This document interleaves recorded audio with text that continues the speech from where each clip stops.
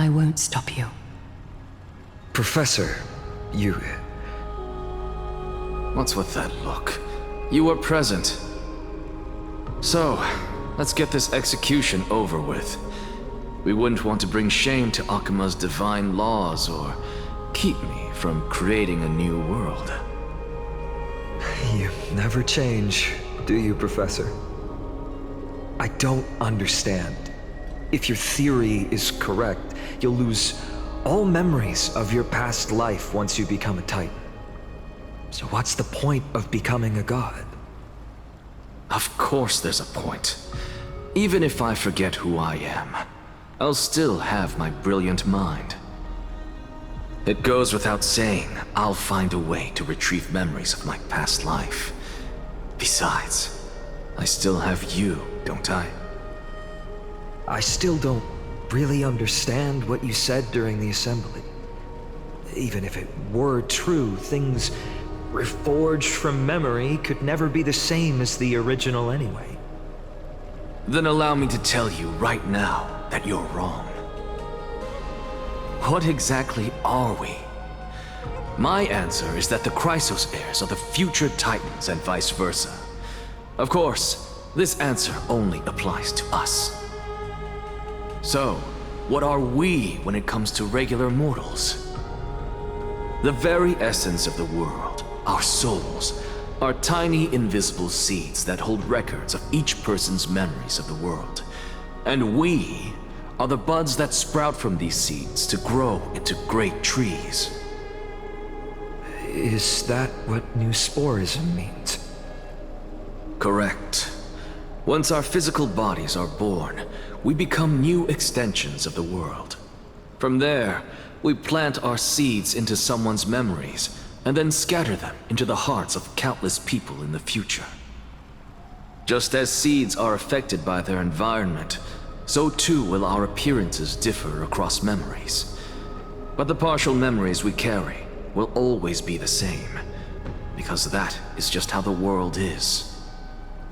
To destroy our very existence, one must destroy the world itself. But we have someone who will still live on with his perfect memory. That person is you, child of Kefali.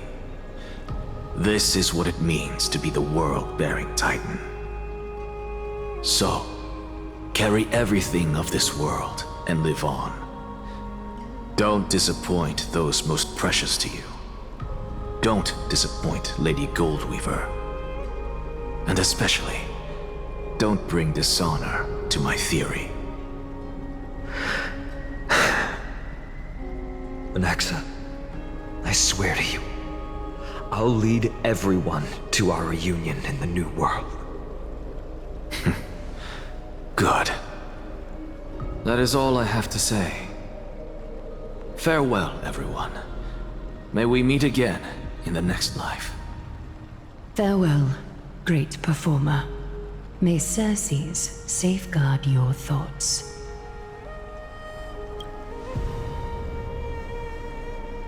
Are you satisfied, Honorable Titan? Very. I hereby swear I have borne witness. Anaxagoras of the New Sporists and the Grove of Epiphany has successfully overcome the trial of reason. Thus, I shall confer upon you these words. You shall transcend the peaks of purity and return to corruption and hardship. Oh, so that's a god's prophecy. It sounds like you just rephrased my past, present, and future. Oh, Circes. Is that all you've got? Well, you've already transcended the peaks of purity, and you were never the type to give me any leeway. That is true. But I do still have one question.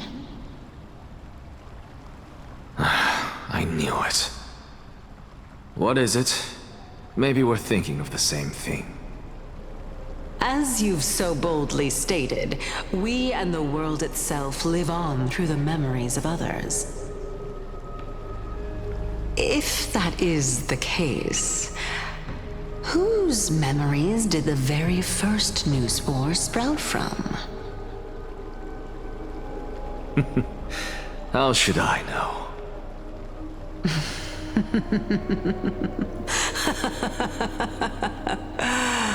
Oh my. But, since we are both equally curious, we should allow the children of humanity who come after us to investigate in our stead.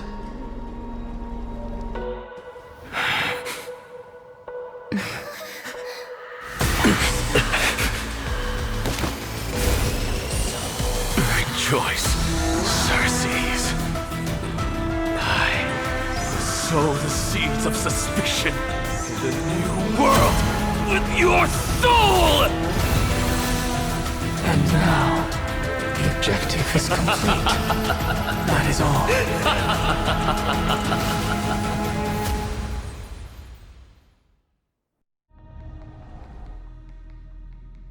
Thankfully, she's still alive. Was March 7th also in this condition when she was first rescued by the Express?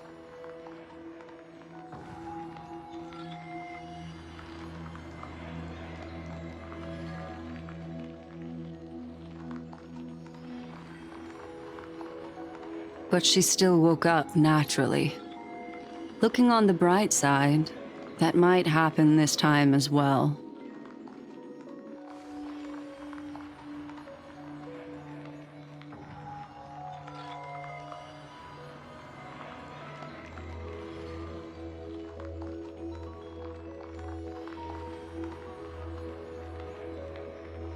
I do not have conclusive evidence, but judging by her current condition, perhaps March 7th's memories have been hijacked. Think about it, Miss Himiko. What will happen when someone loses their ability to remember?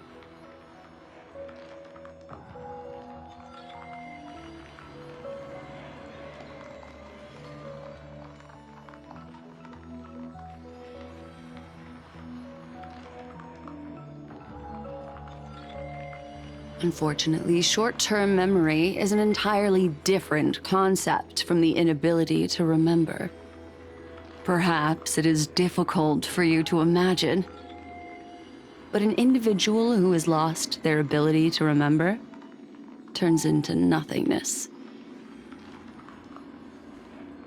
The belief of the Garden is that everything in this universe can be interpreted through memories.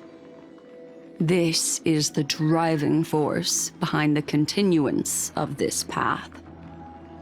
The past is made up of memoria, while the future is a possibility that will eventually be converted to memoria. But the present, it doesn't really exist, and it's only an abstract expression. Therefore, when a person is affected by the path, and loses their ability to remember, their physical form will also be affected. These ice crystals are a manifestation of that.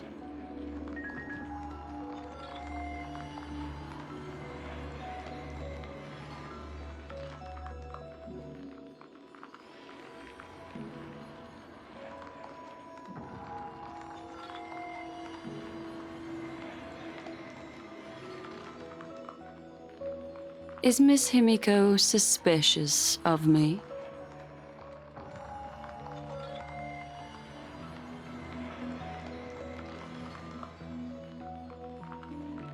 In other words, now is the time for me to prove my innocence. That's not a problem, of course. The true reason behind my intentions is that Amphorius holds special significance. For some memo keepers of the Garden with extremist views, it is a perfect example. A world that can only be seen through the garden's mirror means that memo keepers have the right to keep the world in their private collection. If those pathstriders of remembrance were to uncover the secrets of Emphorius first, they might unleash their wild ambitions and remodel more worlds into a similar form.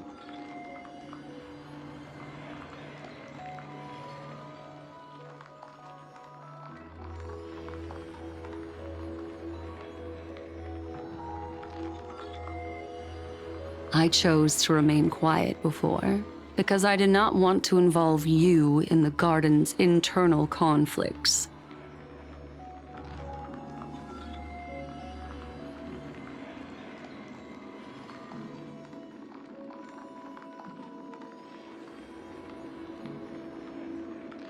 You can be even bolder with your guesses. The people that I'm talking about, they aren't just individuals. They are an organization that has already attached itself to the pinky finger of Fu Li.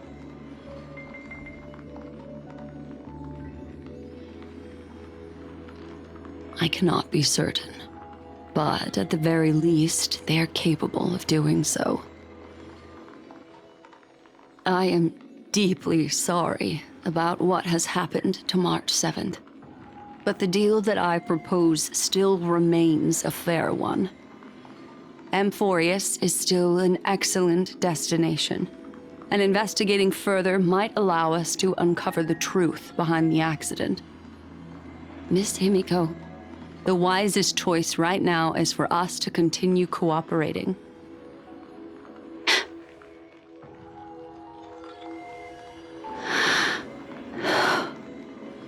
Let me take back a part of what I said just now, Miss Himiko. Although we indeed struck a deal, it seems like I have involved you in some unforeseen danger. Please accept my deepest apologies.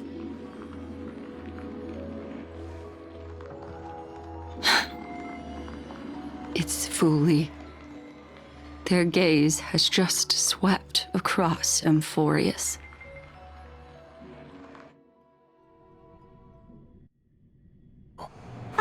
How interesting. I never expected a mere memo snatcher to be actually hiding so much inside her head.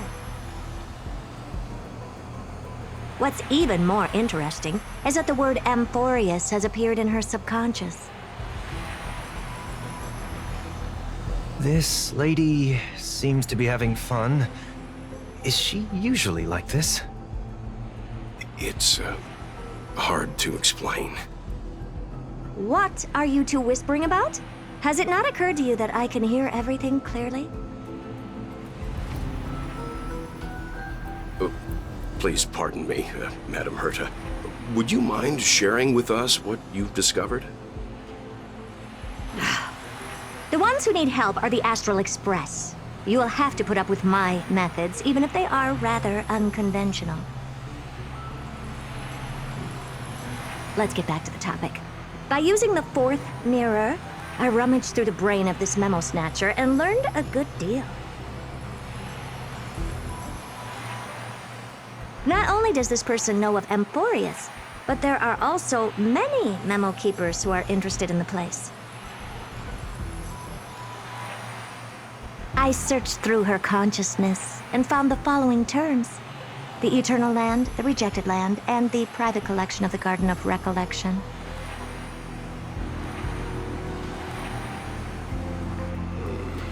It seems like Miss Black Swan is indeed hiding some things from us. Since I'm not able to find any useful clues from the outside, why don't I personally visit this mysterious Emphorius? You're planning to head to Emphorius yourself? Yes, but not in the flesh like you all foolishly did. See these Herta mirrors? With them, I can project my data spirit entity to any corner of the cosmos through spatial warps, without even needing to leave my room. But of course, these corners of the cosmos must be within the coverage zone of inter-astral peace communications. After all, this is collaborative technology. I see. You do seem like the more indoor type. Although that star zone is not within the network of the IPC, the Express itself can serve as a signal station. Come, give me the astral chart coordinates. Then, sit back and enjoy the show.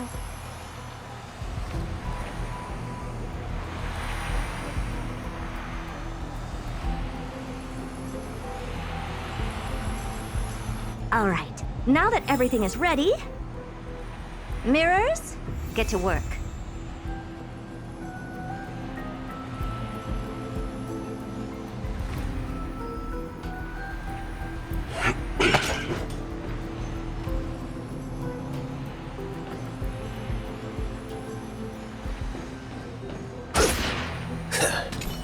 Madam, watching you work has been an enlightening experience for me. It's hard to imagine that an outstanding scholar like you could maintain such a relaxed manner most of the time. Your calm and collected nature is truly a trait that I should learn. This brat. Why does everything that comes out of his mouth sound so snarky?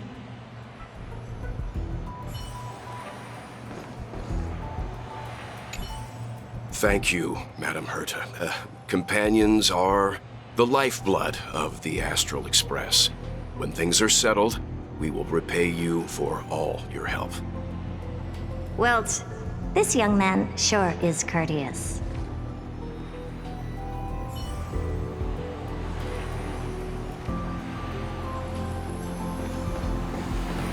First mirror, input the coordinates. You'll be in charge of the spatial warp. As you command, Madam Herta. The preparations are complete. I wish you a pleasant journey ahead. Second mirror, prepare for the thought refraction. There's still some distance from the Astral Express to the Amphoria's celestial body. You're in charge of sending me over. This time, raise the power to the maximum. Don't be stingy. Oh, okay. I won't fail the mission, Madam Herta.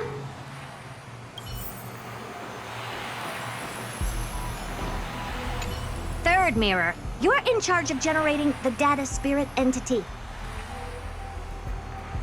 I'm happy to help, Madam Herta. What kind of appearance are you planning to use this time? Good question. Let me think. Forget it. Just use my own appearance. There's no one there that'll recognize me anyway. As you wish.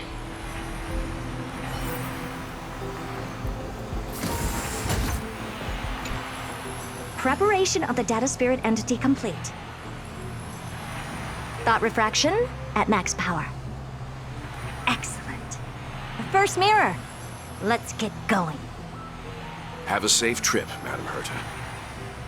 May your journey yield good results.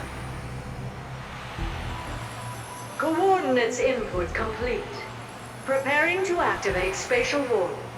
Destination, unknown celestial body, Amphorius. Spatial warp countdown. 5, 4, 3, 2, 1. Warp activated.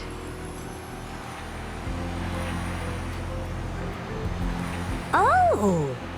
So that's Amphorius? Its appearance is, well, sure is unique. Second mirror. Prepare for thought refraction. It's time to send me in. All right. Please read the safety protocols carefully. Can't you hurry up? Yes, ma'am.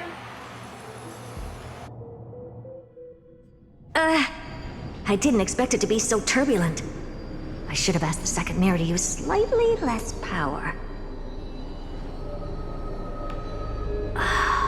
What a magnificent sight! Is this the entrance to Amphorius? Let's see. Perhaps I'll be able to find a way in.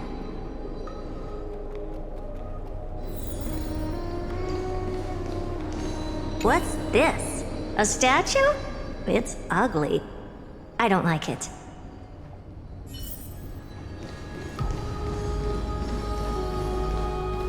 Oh, I finally found your traces. How esteemed must you be for the great Herda to come out personally? When we return, get ready to become free labor for the simulated universe for the rest of your lives. What's this? How creepy. Oh, it moves? Who are you trying to scare? It's either a projection or a fake. There doesn't seem to be much to take note of. Now then, how am I going to get into Amphorius? My deepest apologies, esteemed lady. I'm afraid that you cannot proceed further. Who's there? Your visit, although not part of my calculations, is a pleasant surprise. It's a pity that the preparations are not yet in place to receive you with the hospitality that someone of your status deserves. Are you not going to answer my question? Who are you? I have many identities, and I'm going to have even more in the future. But if you just need a form of address, you can use my common alias. Lycurgus. Lygus. All right, Lygus. But you can't possibly think that I'm just asking for a name, can you? Regrettably, I do not have the authority to share more information. However, standards are always flexible. While not violating the ultimate agreement, I'm able to disclose this piece of information. As you thought, this is the entrance to Amphorius. Now, please, kindly turn back. Amphorius is not a world that you should be involved with, regardless of what kind of magnificent achievements you have accomplished. This place will not open its doors so easily. You seem to understand me very well. Then you should know that I have no reason to listen to you. Your reaction is completely within my calculations. Despite my long years as a watcher, it seems like my assessment of human nature still remains accurate. From you, I'm able to sense a beautiful desire for knowledge. But my answer remains unchanged. Madam, it is with the utmost goodwill that I suggest you return to where you came from. Let's assume for a second that I'm not so well-mannered, and that I insist on uncovering the secrets hidden behind you, Mr. Lygus. How do you plan to dispel this notion of mine?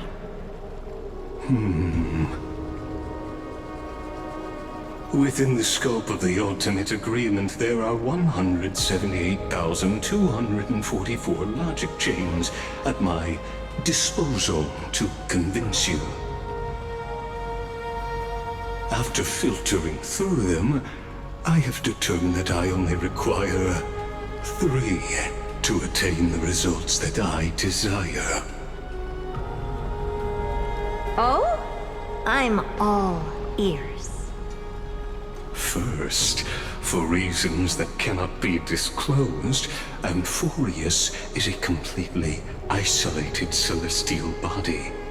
Apart from me, no one else will be able to help you enter.